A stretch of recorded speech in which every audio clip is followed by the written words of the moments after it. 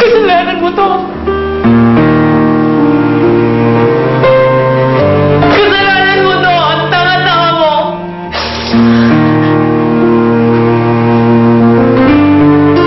Saan?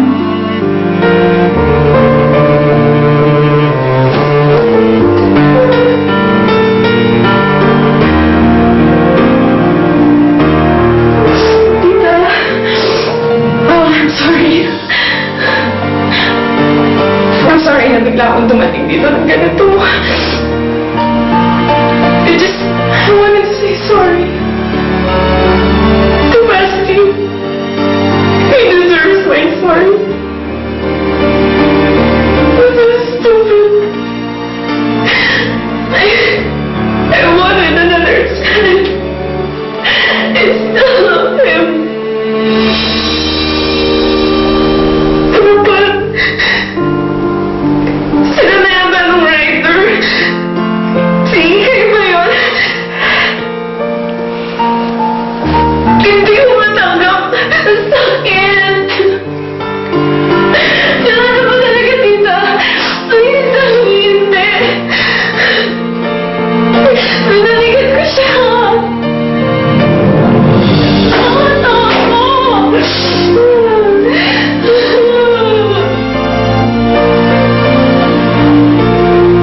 Tita,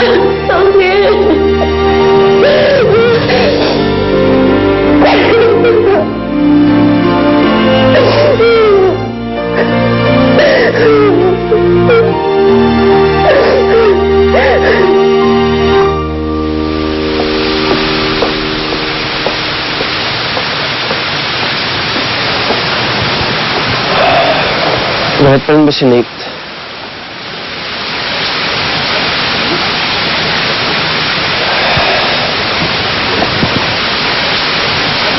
I'm sorry talaga, Ethan. Dapat hindi ko na kayo dinamay sa issues namin ni Roxanne. Galit na galit lang talaga ako nung nakita ko siya. I wasn't thinking straight.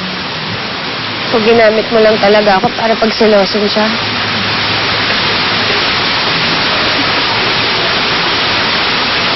I'm sorry. Ano ba kasi talaga nangyari sa inyo? Bakit gigil na gigil ka sa kanya?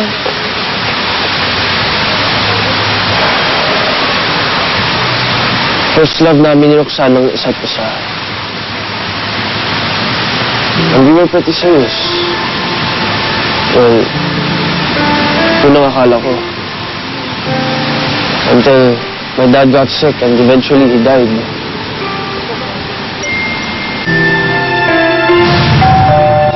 Roxanne!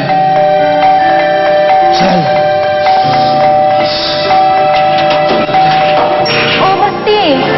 Kaya si Roxanne bumalang doon sa taas. Wala si Roxanne dito. Saan siya nagpunta? Gusto mo na makalimot ng alaga ko. Kaya hindi na siya nagpaalam sa'yo. Para hindi ka na raw mahirapan. Hindi naman po aalis ng ganun-ganun si Roxanne. Kamamatay niya alam po ng dad ko tapos aalis na lang siya. Hindi naman po ganun si Roxanne.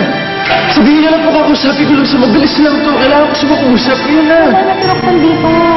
Kaya sige. Roxanne! Roxanne! Roxanne, alam ko nandiyan ka. Please, kausapin mo lang ako. Kailangan kita ngayon. Roxanne! Roxanne! Please! Tapos ngayon lang ulit kayo nagkita? Wala man lang text o wall post na nagsasabi kung bakit siya umalis? I think napagod lang din siya sa akin nung time na yun eh. Palagi na lang kasi akong galit after Dad died. Nagsasuspect na kasi ako na si Mommy and Tito Victor had an affair na after. Tapos akala ko pa kinakampihan sila ni Chester. Sobra ka naman palang nasaktan, kaya gusto mo siyang saktan ngayon. Pero hindi naman excuse yun para bastasin kitang ganun. I'm really sorry, Ethan. Can we just start over again? As friends?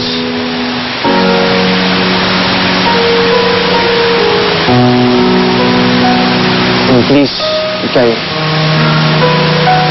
Huwag na si Roxanne ang kunin natin as KP. Maghanap na lang tayo ng iba pa. Ayaw na siyang makita pa ulit.